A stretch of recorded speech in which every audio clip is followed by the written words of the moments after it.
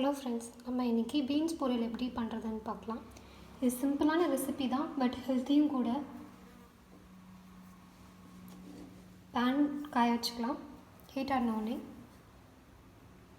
கொஞ்சமாக ஆயில் ஊற்றிக்கலாம்.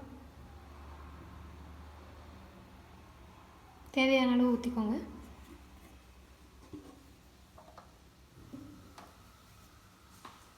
நெக்ஸ்ட்டு கடுகு போட்டுக்கலாம்.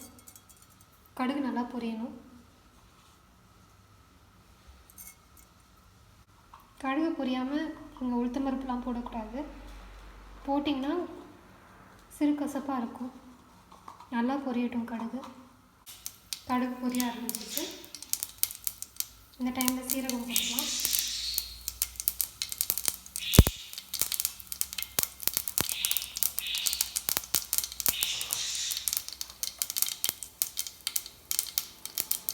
சீரகம் நல்லா பொரிஞ்ச உடனே உளுத்தம் பருப்பு போட்டுக்கோங்க. லைட்டாக ப்ரௌன் ஆகிற வரைக்கும் வறுத்துக்கோங்க. கருக விட்டுறாதீங்க, பார்த்துட்டே இருங்க. நல்லா ப்ரௌன் ஆனாலே வெங்காயம் போட்டுக்கலாம்.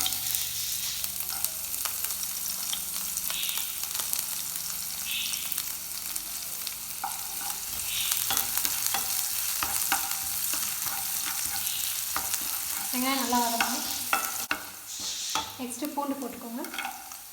சின்னதாக கட் பண்ணி வச்சுக்கோங்க. பூண்டு போட்டுக்கோங்க. பூண்டு எப்பவுமே கட் பண்ணி போடுங்க, அதை நெசுக்கி போடுங்க. அப்போ தான் கொஞ்சம் ஃப்ளேவர் நல்லா வரும். அப்படியே பல்லாக போட்டிங்கன்னா அவ்வளோவா ஃப்ளேவர் வராது.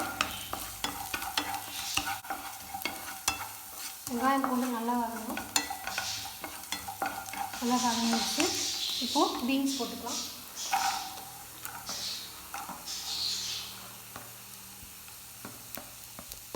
சின்னதாக கட் பண்ணி வச்சுருக்கேன் பீன்ஸு. நல்லா வதக்கிக்கோங்க.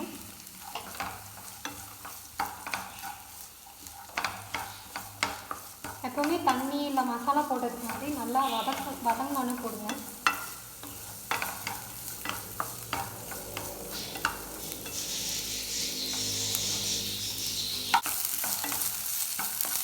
இப்போ தேவையான அளவு சால்ட் போட்டுக்கோங்க.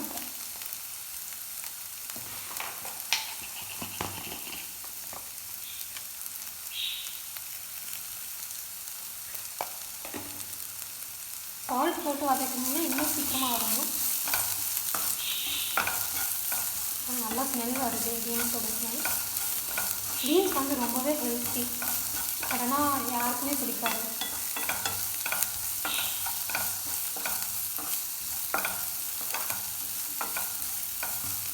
அதனால் நல்லா வதங்கிடுச்சு. இப்போது மஞ்சள் ஆட் பண்ணிக்கோங்க கொஞ்சமாக.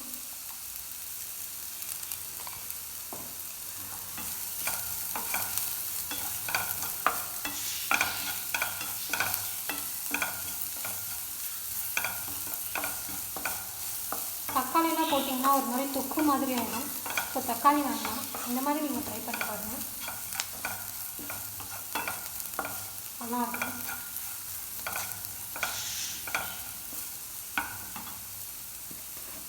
நெக்ஸ்ட்டு மிளகாத்தூள்.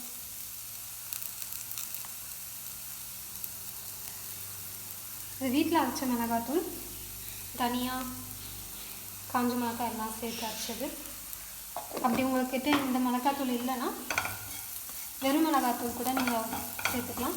கூடவே தனியாத்தூள் ஆட் பண்ணிக்கலாம். 1 ஸ்பூன் மிளகாத்தூள்னா 2 ஸ்பூன் தனியாத்தூள் ஆட் பண்ணிக்கோங்க. சப்போஸ் நீங்கள் ஆஃப் போடுறீங்கன்னா அதுக்கு ஏற்ற மாதிரி கொஞ்சம்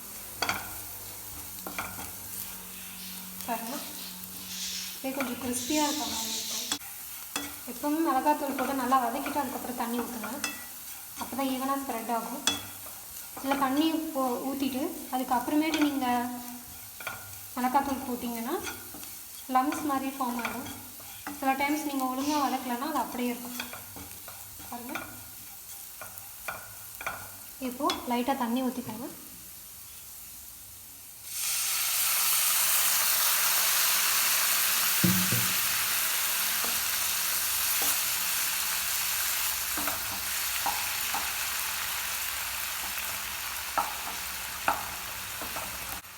இப்போ நல்லா பீன்ஸ் வேகட்டும்.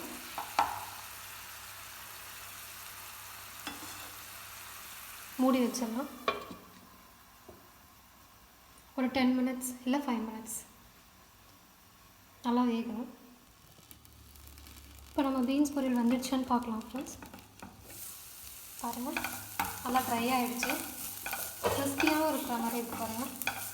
நம்ம அங்கெல்லாம் ஆயில் ஊற்றிருக்கோம். பார்க்கவே சாப்பிடணும் போல இருக்குங்க.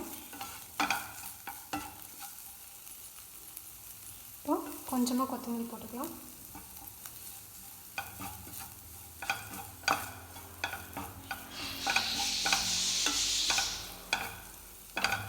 இப்போ நம்ம பீன்ஸ் பொரியல் சிம்பிள் பட் ஈஸியான மெத்தட்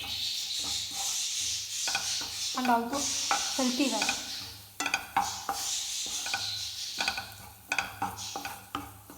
பாருங்கள், பார்க்கவே அழகாக இருக்குது.